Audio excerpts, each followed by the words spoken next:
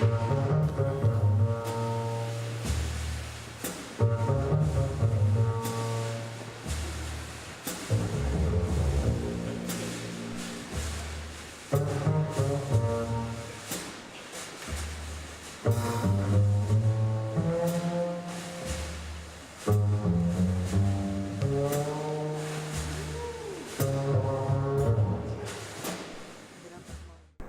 hello, Mr. McBride. Very nice to see you here. Big honor to see you here in Russia. How do you find the balance between your personality and ideas of frontman? And what is more important for you to follow the ideas of frontman or your ideas? I don't know if I think too much about the difference between being a leader or a front man as opposed to a side man. No matter which one I'm doing, if it's my band or if it's someone else's band, I still have to play the bass part. And the bass part doesn't change if it's my band or if it's somebody else's band. So I'm just concentrating on playing the best notes that I can play on my instrument. Okay.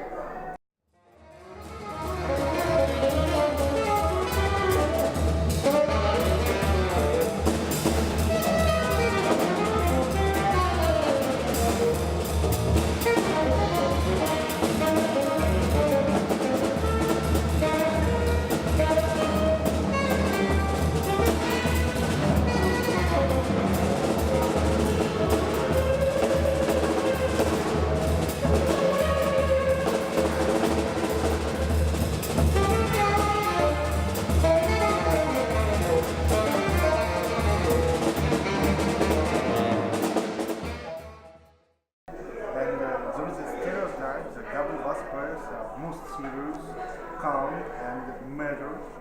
Calm, yes. People in the band, yeah. That's right. So, because they have the most responsibility inside the band. Correct. So, do you agree? And absolutely. How do you think? What is the specific in psychology of double bass players in the band?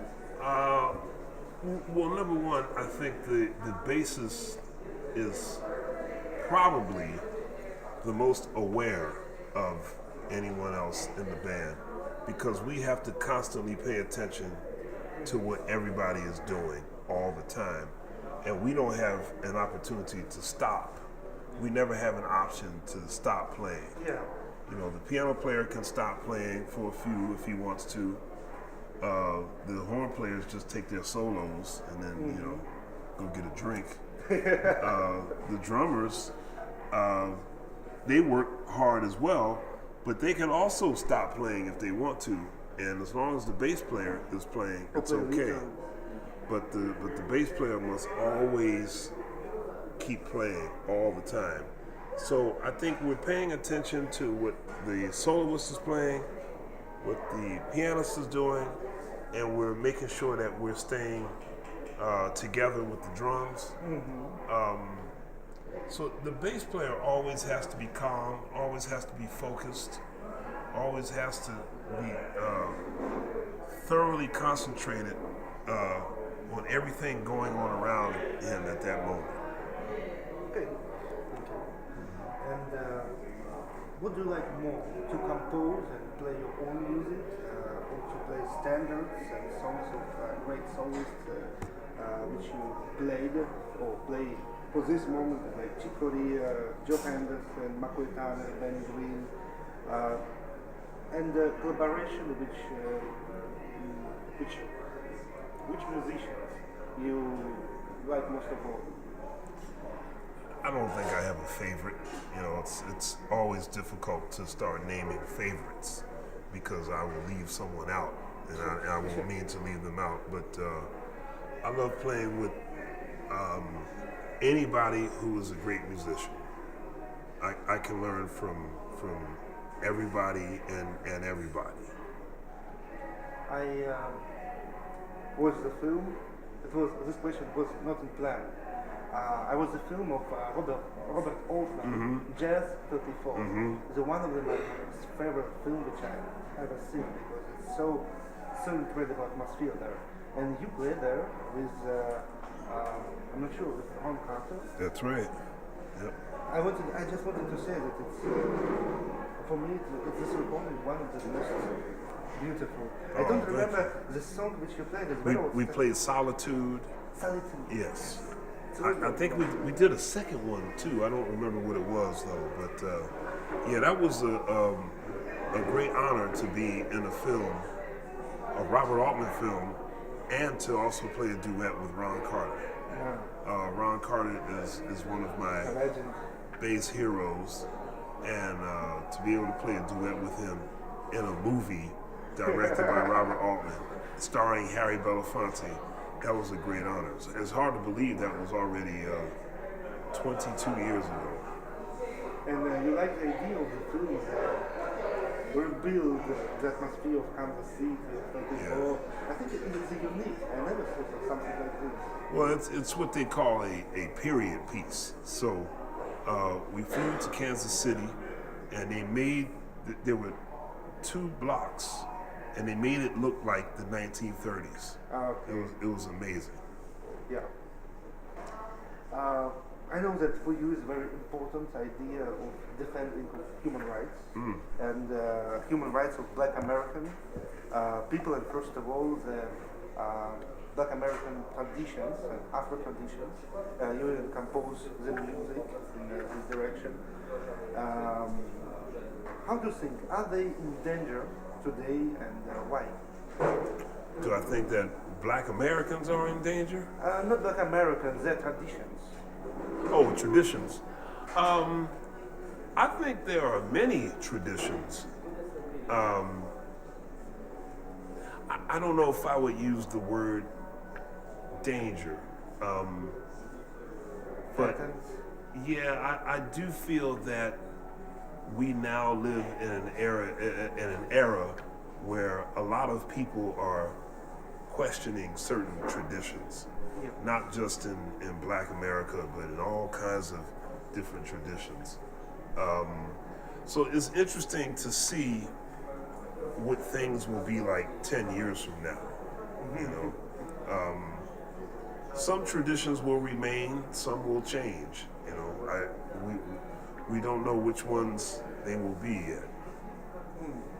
So if we think about the jazz, like kind of tradition. Well, that one will be fine. Yeah. What is a jazz for you? I mean, it's a basic and unique part of Black American culture, or it's first of all international, universal kind of music language, which belongs to the world, all people. Absolutely. So the first is the second. Well, it's both, because it started as a Black American tradition, but then it grew. So the roots of the music will always be Black American, but you know, it reached out to the whole world. You know, that's the same thing that happened with rock and roll. That's the same thing that happened with funk and soul music. You know, everybody around the world plays it and enjoys it now, but its origins are in Black America. There are a lot of type of styles of music which you play. You play fusion music, the same perfect and beautiful, like style ahead and mainstream music. You even work with some rock musicians. I didn't see the videos, but I heard a lot. Yeah. So does exist the music which you don't like? For example, I never heard how you play some avant-garde or something like this. Oh yeah, I've played a lot of avant-garde. I don't know if there's any music. There's not a style of music that I don't like, because there are great. If a musician is really, really good, style doesn't matter. You know, if I wanted to play with a country western musician, as long as those musicians are really, really good, I can learn something and I'll like it. So it's the musicianship that really excites me. not the style. That could be anything. Okay, understood. Yeah. Understood. So could you please give some advices, first of all, for the young musicians which only start to teach themselves and set the jazz world? Well, jazz has been one of the smallest markets in the world for at least 50 years. Jazz has not really sold a lot of records and a lot of tickets probably since the early 1960s. So no one should ever become a jazz musician because they think they're going to be famous or they're going to make a lot of money. You do this because you love playing music. That's the number one reason why you want to be a jazz musician. But you need to find a balance because you need to live. I mean, not by Bentley every day. But jazz musicians have been doing that since the 60s. You know, there's always ways to do that. But a lot of interesting artists, I don't know, like George Benson or Herbie Hancock, they find a way to find this balance to play maybe some kind of smooth jazz. Well, I mean, that's because that's what they like to do. You know, I think you have to be moved by what you love. I think if you play a certain style of music because you want to make money and you make that money, you will still be unhappy because you're not doing what you love to do. So you should always be guided by what you love to do, like what's in your heart. Don't worry about money. I mean, you know, obviously if you're not making any money, you might need to figure out what you're doing wrong as a musician, or maybe the way you communicate with people. But no young musician should ever be scared because, hey, I play jazz and what am I going to do? I'm not going to make much money. I mean, even if you play, first of all, if you play in a rock band, there's no guarantee that you're going to make money there either, you know? So don't worry about that. Just worry about being the greatest musician you can be, and you will always be successful. There is a very big, in my opinion, a big difference between rock bands and jazz bands.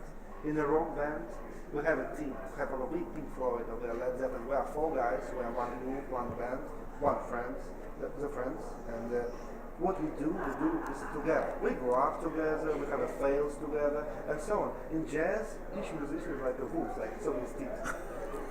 We take different musicians, we make a band, new sound, they say bye-bye, and see you after 20 years maybe. Well, I and think... you're alone, in fact.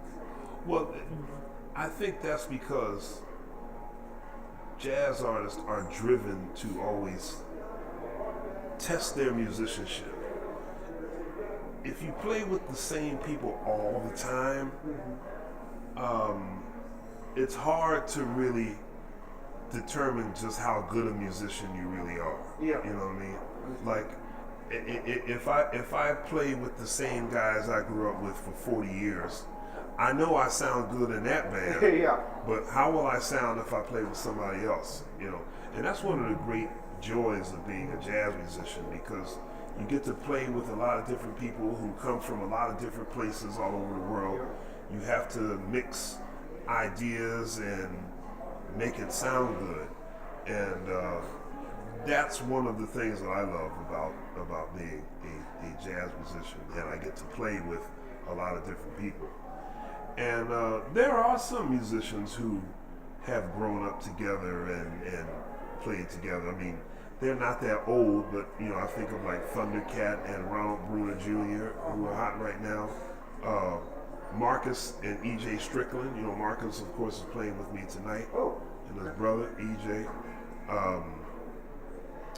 Winton and Branford don't play together that much anymore, but I mean, you know, they're brothers, so they'll always play together. You know, there's a few people like that. You know, not big rock stars, but you know, I think about rock bands. Probably 1 out of every 30 rock bands actually gets to be big. You know, so there you might have less of a chance making it in rock than you would in jazz. I mean, the market is much bigger, obviously, but I think, it's funny. There was a big story that came out in the New York Times a couple of days ago, and it said something. It was like the end of the rock legends, or something like that. And it said something like the top 5, the top 10 biggest selling rock acts are all over 50. Bruce Springsteen, Elton John, Sting, Paul McCartney. It's like, if you're a rock star under the age of 50, you're probably not selling that many records. They destroy the stereotype. Play a rock, die young. Yeah. So I mean, it's don't just play music because that's what you love.